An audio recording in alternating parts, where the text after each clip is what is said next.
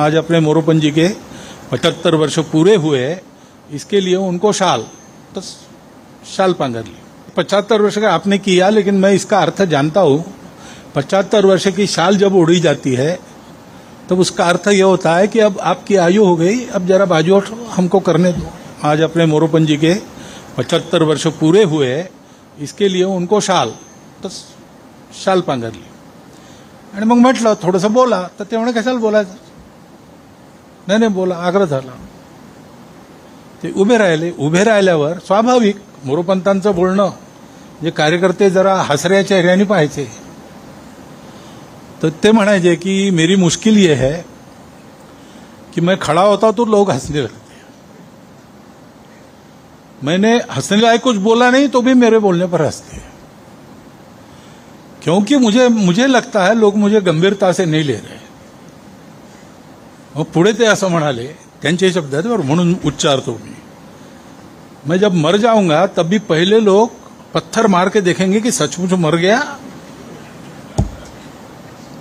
मग ते असं म्हणाले, 75 वर्ष का आपने किया, लेकिन मैं इसका अर्थ जानता हूं।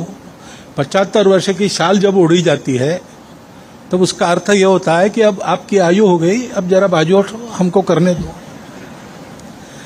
म्हणजे त्यांच्या गौरवाकरता गौरवाचा भाव मनात घेऊन हे सगळं होतं, त्याच्यात तो गौरव आपल्याला चिकटू नये ह्याची ते स्वतःच काळजी घ्यायचे। आणि असा विनोदाचा सुरा चालवून तो चिकटणारा गौरव सगळा सोलून बाहेर टाकायचे। हे मनुष्याचं व्यक्तित्व जेव्हा विलीन होतं, आपल्याकडे एका गीतात उल्लेख आहे, त्या अहंकार कोशात कोंडून पडे पुरुषार्थ, तो कोश दुभंगुनी होत हे विशाल जीवन आता, जगतास देऊ मानवता संघ हीच जीवन गाथा।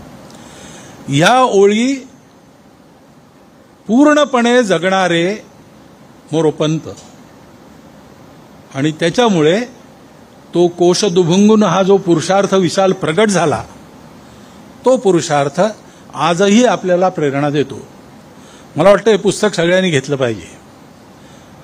आणखी स्वयंसेवक आज जे नसतील इथे त्यांना सांगितलं पाहिजे, कारण जसं डॉक्टर हेडगेवारांचं चरित्र संघाच्या लोकांनी पुन्हा पुन्हा वाचलं पाहिजे, तसं ही एक चरित्र आहे जे आपण पुन्हा पुन्हा वाचलं पाहिजे आणि वाचून त्याच्यातून योग्य बोध घेतला पाहिजे। मला वाटतं तो बोध हाच आहे की हिमालयासारखं कर्तृत्व हे संघाच्या चरणी शरण असं स्वयंसेवकाचं जीवन असलं पाहिजे। हा स्वयंसेवकाच्या जीवनाचा वस्तुपाठ आपण सगळ्यांनी या पुस्तकातून प्राप्त करावा। आणि तुझे तेज अंगी शतांशाचं डॉक्टरांबरोबर म्हणतो तसं मोरोपंतांचंही काही शतांशांनी हे समर्पण आणि हे कर्तृत्व आपल्या वाट्याला आलं तर दाही दिशा उजळून टाकायची आपली जी मनीषा आहे, ती मनीषा लवकरात लवकर पूर्ण होईल। म्हणून हा लाभ सगळ्यांना घडावा अशी शुभेच्छा आपणा सर्वांना देतो आणि माझे 4 शब्द संपवतो।